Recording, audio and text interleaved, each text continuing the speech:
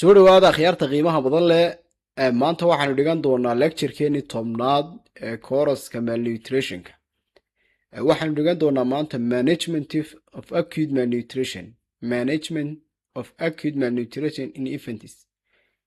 la tacaalista nafaqadarrada caruurta 6 bilood ka yar ayaanu dhigan doonaa waxa weeyaan si loo manage gareeyo ayaynu arki doonaa iyo la tacaalista nafaqadarrada caruurta 6 bilood ka yar. In this picture kan hooyadu wuxuu inoo muujinayaa ilmaha yari waxaa la dhahdaa supplementary cycling technique baa la dhahaa waa hab ilmaha yar ee markaa malnutritionka lagu siinayo caanihii sawirkan wuxuu inoo muujinayaa caanihii waa kuwan markaa halkaas tuumbadaasa la gelinaya markaa naaska hooyada lagu soo xidhaya markaa ilmihii baa jaqaya caanihii markaa caanahan waxay noqon karaan F-Hedron amba F-70 aynu soo dhiganay ayay yihiinba markaa tuumbadaasaa la gelinaya naaska lagu soo dhijinaya haddaba waa maxay faa'iidadu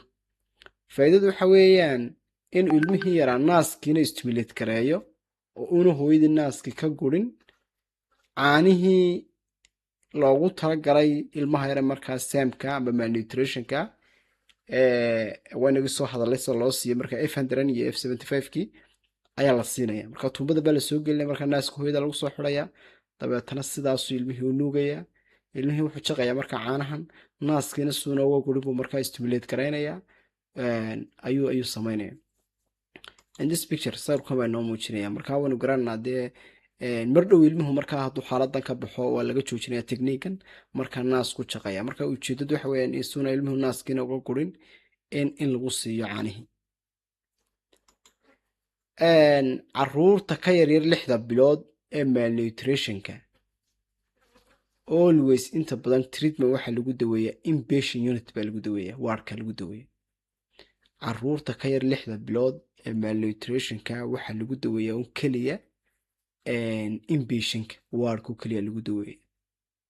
laguma daweeyo markaa outpatient treatment outpatientka laguma daweeyo sababtoo ah dee ilmaha yar kuma habboona in lagu daweeyo dabadda sababtoo cuntana ma qaadan karayo oo markaa iswaalooyin ma samayn karo waxna ma liqi karo waxa u wanaagsan markaa caruurta 6 bilood ka yar in lagu daweeyo inpatientka wardka in lagu daweeyo outpatientka markaa laguma daweeyo caruurta ka yar 6 bilood first optionka koobaad waxa weeyaan in naaska breastfeedingka in naaska la siiyo ilmaha yar haddii ay possible tahay waxa wanaagsan in naaska ilmaha la siiyo oo the best foodka ugu wanaagsan markaa ilmaha yar ee fatiska waa naaska hooyada weeye waynu garanaa faa'iidadu leeyahay markaa breastfeedingku si gaar ah uga hadli doonaa markaa waxaa la first optionka koowaad ee ugu wanaagsan ilmaha yar ee markaa malnutritionka in la siiyo markaa waxa weeyaan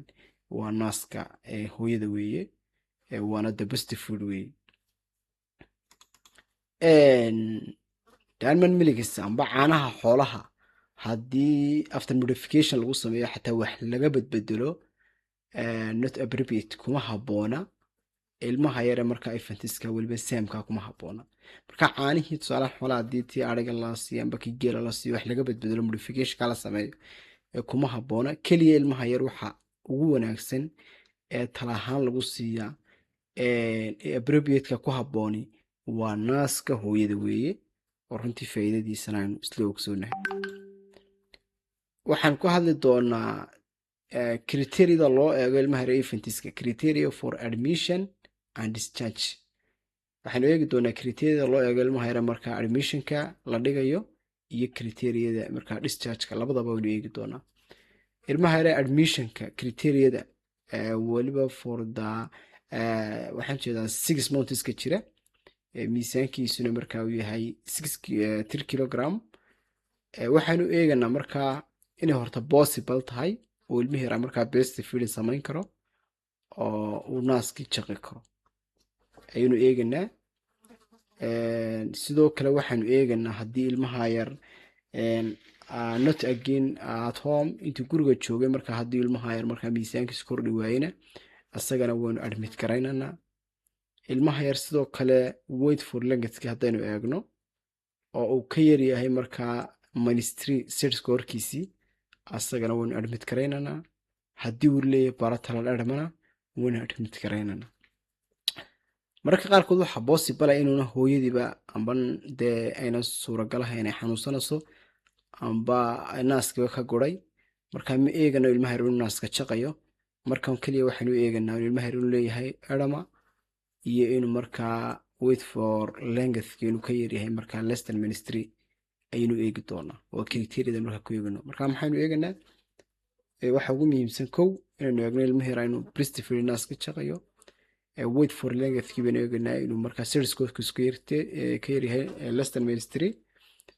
iyo sidoo kale waxaanu eeganaa inuu leeyahay bilateral edema ayaynu ka eegi doona. iminkana waxaanu eegaynaa admissionka ama waxaan jeedaa discharge criteriada loo eego ilmaha yare markaa 6 monthska ayaynu eegi doonaa. kow waxaynu eegi doonaa markaa inaynu marka ilmaha fasaxno inuu ilmihii yaraa naaskii jaqayo breastfeedingkii, weliba uu markaa miisaankiisuna soo kordhay, aloon keliya caanihii uu jaqayo aynu ka joojinay markaas supplementary technique aynu joojinay aynu eegaynaa. sidoo kale inuu leeyahay non medical problems, wax markaa complication iyo waxaanuna ilmihii lahayn aynu eeganaa.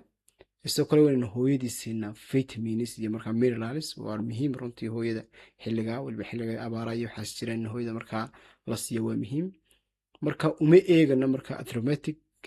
criteriada uma eegano ilmihii yaraa markaa wait for headkiisii waxaa markaa kuma salaynana criteriada marka dischargeka samaynano kuma salaynano.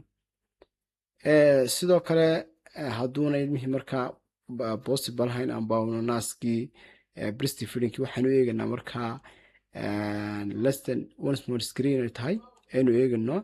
sidoo kale ina caanaha ku haboon aynu siinay marka abbreviatekii ku haboon breast milkka ayaynu eeganaa, taasina ta ku haboon.